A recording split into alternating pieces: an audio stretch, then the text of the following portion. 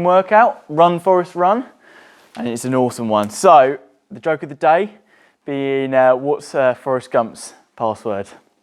It's 1 Forest 1. I haven't got a lisp.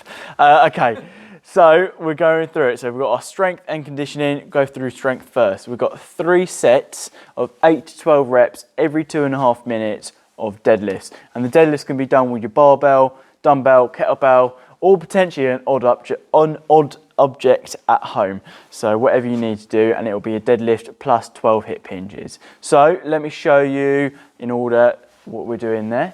So let's say you do have a bar at home. Yeah, always you're going for the hip hinge, you're bracing your core. You want to be set up as if you're going to be finished. So I'm starting up here where I would be finished, opening up my arms for the lungs to brace it in with air.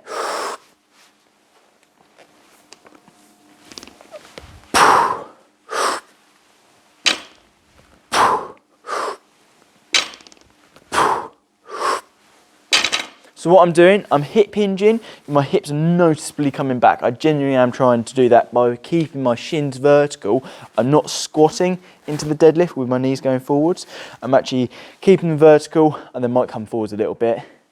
Coming down, driving up. I'm squeezing the oranges, so squeezing my lats behind me, squeezing them in, tucking them to make my upper back neutral, to have my neutral spine, and then I'm not curving at all. When I do this, I want to have my neutral spine in the sense of having your spine straight. Imagine my hand and my head, that is connected, so try not to break the link. Let's say my head's up, broken the link, neutral, all aligned. So when I'm doing it, I don't come on down with my chin right up, and that's the same with all the other deadlifts. So just controlling it there. You might not have a barbell at home, so you might go for some dumbbells. We're going to change it up. On the dumbbells, we're going to do a little bit of an RDL. So rather than the conventional deadlift where you come on down and you start bending your knees past your kneecaps, here we're going to keep a bit more of a stiff-legged. So it'll be a soft bend in the knees, but apart from that, that's all we're going for. And hip hinging back, up and down like so. Yet again, keeping my shoulders in the pockets. I'm not going to drop down with my shoulders just to reach further. You go down to the depth your hamstring allows you to. So it's all hamstring based here, stretching down in the hip hinge, up and down like so. You really want to control that brace, so you breathe through your belly, so your lower back is braced in connection there, rather than there's a chance of your lower back dipping under or even rounding. You're creating your own support.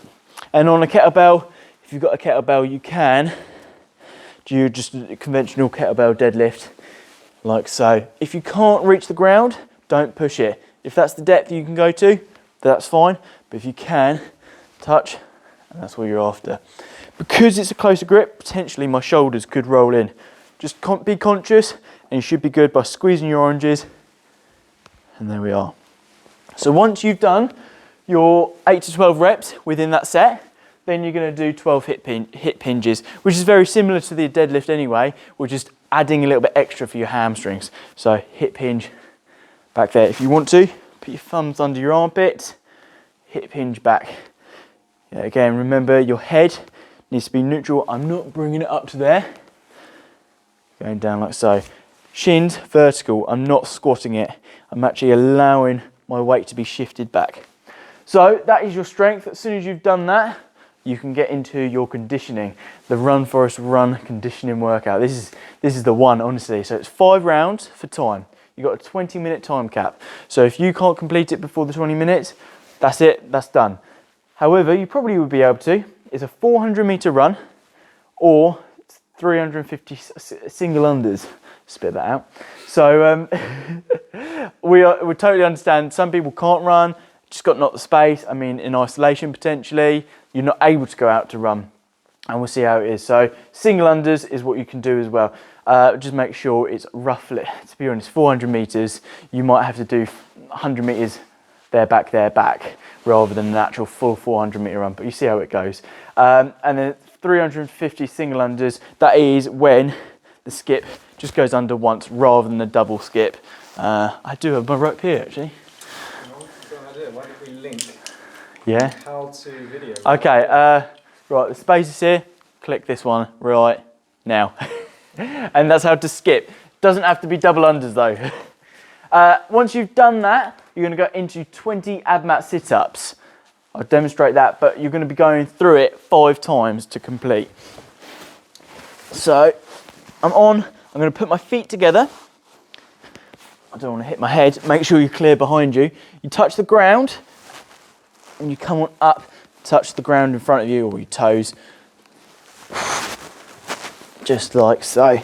You're able to use your arms for the momentum. Your head travels up, and you get a crunch in your core, like so. Obviously, you can go for just some crunches or McGill sit-ups. McGill sit-ups, that's the one. And you can just crunch up, like so. You might even put your hand under your chin. As long as you're working your core and you're challenging yourself, then that's fine. So as I was saying, once you've completed that for 5 times, record your time. You've done awesome there. However, rather than just stopping there, in your remaining time of your 20 minutes, it could be 5 minutes, it could be 1 minute, it doesn't matter how much you got. You're going to do a core AMRAP. So an AMRAP stands for as many reps as possible, and you'll be going through 20 shoulder taps, 10 tricep dips, and then 20 side dips, meaning 10 on each side, and then a minute rest. You have to complete a minute rest. We're not going to be able to see if you're not going to do it, but if you don't want to do it, it's not the end of the world. You can skip it and go straight on to the next bit, but that's fine. Shoulder taps. We're going to go into the plank. I'll face you there. My shoulders are beyond my hands. See how I'm almost on my tippy toes? I don't want my hand to be in front of me. That's where you start working your shoulders more. You want to be in front. You want to keep controlled. Might have your feet a little bit wider, but you're going to tap your shoulder. Try not to swivel your hips too much. Be as controlled as possible, and it's really easy. My hands are wanting to creep forwards. Just really control it so your hands don't go forwards. You go in there. It's not an easy workout. To then go onto your tricep dips, which you can go on here, onto an elevated surface, having your hands there. Easier version with your feet flat. Definitely don't do that. Okay, going down like so. Make sure you're always in control. I don't just want to drop and then drive up. Always take control. Make it harder. Bring your feet forward, and you're going like so. I'm having to work on my posture here, so my shoulders don't come forward. If you've got a narrower surface and you can put your hands on the side, as soon as you bring your hands on the side and you come up and down, you don't have to worry about your posture too much breaking. You want to be opened up like so. Tricep dips done, and then you're onto your side dips, 10 on each side. So you can go on your hand. I tend to go on my elbow, and feet on top of each other for balance, but if you can't balance, you can break it and put your feet side to side like that. Into position, dipping down, driving up, 10 of them. Try not to just go neutral, go all the way up, come on down, up, down, and then do 10 on each side, do 10 on one side, 10 on the other, and then you're done. So that is the Run Forest Run workout.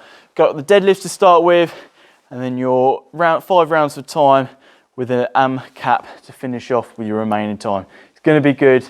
It's seriously fun. I want to see you do it. So subscribe, comment at the bottom to see how quickly you did the actual workout. Awesome stuff. I'll see you soon. Subscribe. Take care.